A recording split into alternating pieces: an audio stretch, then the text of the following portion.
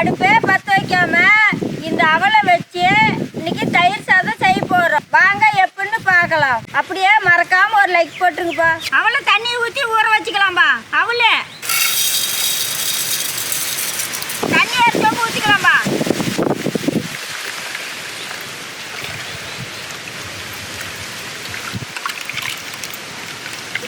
மாதள் பழத்தை உரிச்சு எடுத்துக்கலாம்பா.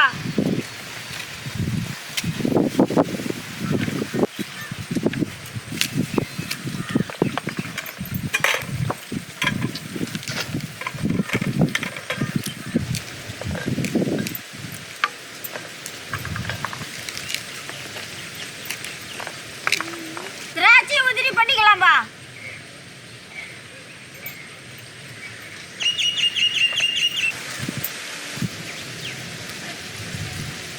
மாங்காயை அரைச்சிக்கலாம்பா. தண்ணி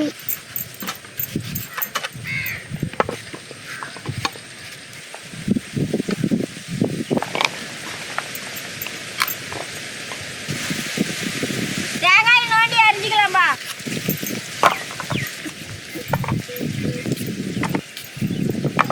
திராட்சை பழத்தை தண்ணியில் நல்லா அரைச்சி எடுத்துக்கலாம்பா. உதிரி பண்ண திராட்சை பழம்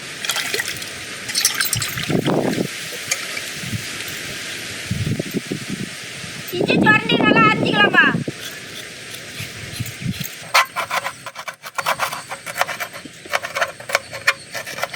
பச்சை மிளகாயை பொடி பொடியாக அரிஞ்சிக்கலாம்பா. ஊற வச்ச அவலு, கொத்தமல்லி தழை, பச்சை மிளகாய், பொடி பொடியாக நறுக்கின இஞ்சி, மாதுளம்பழம், கருவேப்பிலை தழை, தூள் உப்பு, தயிர் ஊற்றிக்கலாம்பா. அவள் தயிர் சாதத்துக்கு தேவையானதெல்லாம் போட்டாச்சு. நல்லா கிளறிக்கலாம்பா.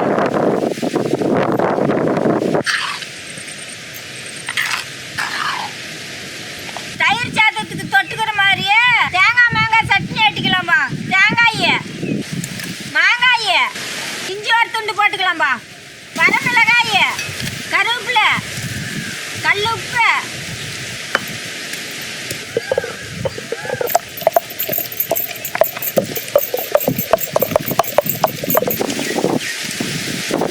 நேற்று வச்ச போட்டியில் பிரதிக்ஷா தான் ஃபஸ்ட்டு இடம் ஜெயிச்சா. அவளுக்கு பென்சில் பாக்ஸு கொடுக்குறோம்பா. இலைக்கு தண்ணி தெளிச்சிக்கலாம்பா. நேற்று பண்ண மாதிரியே தான் வயசுக்கு ஏற்ற மாதிரி சாப்பாடு வச்சுக்கலாம்பா.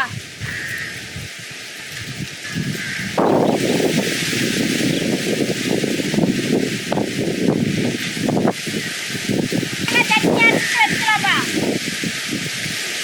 Ready 1 2 3 start.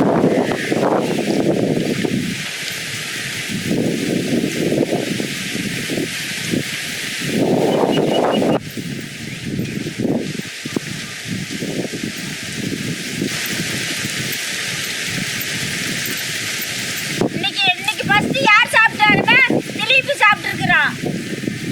ரெண்டாவது நானு, மூணாவது பிடிச்சா, நாலாவது தங்க பொண்ணு.